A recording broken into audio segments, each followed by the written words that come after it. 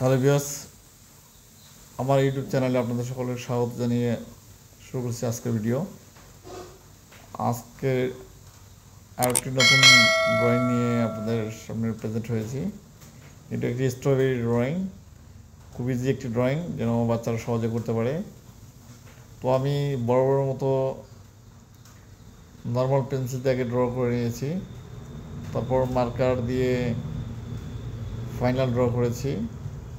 Draw করার পরে আমি কালার অ্যাপ্লাই করব। এটা strawberry colour.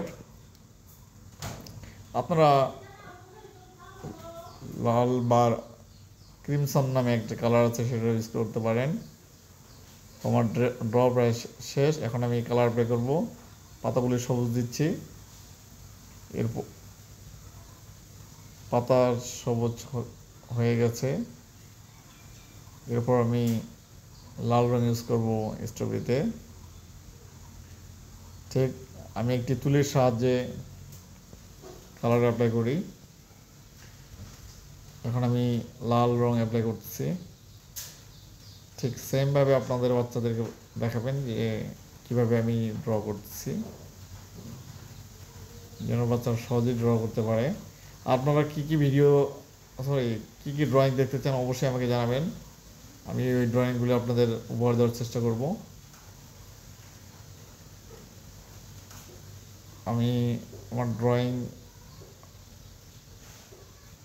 A to Z দেখাই, কারণ কেটে কেটে দেখালে বাচ্চারা বুঝতে পারবে না।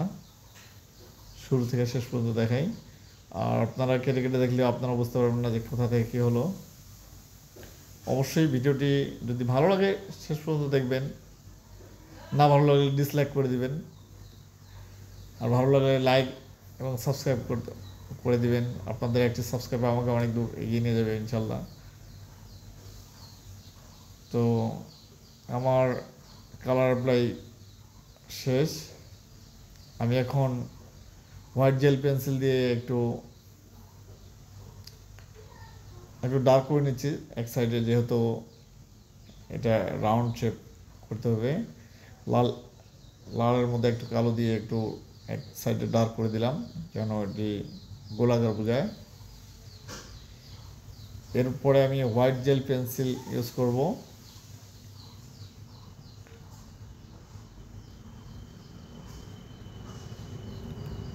ওই ছোট গর্তগুলো বোঝানোর জন্য। ড্র আমার শেষ। এখন আমি এটা চারকোল পেন্সিল, কিন্তু পেন্সিলটা ঠিকঠাক কাজ করছে না, তো আমি জেল পেনটা ইউজ করব। ট্রাই করে দেখলাম। এখন আমি জেল পেন ইউজ করব। আমার পেন্সিলটি কাজ। এখন আমি আবারও ব্ল্যাক দিয়ে একটু ডার্ক করে দিচ্ছি,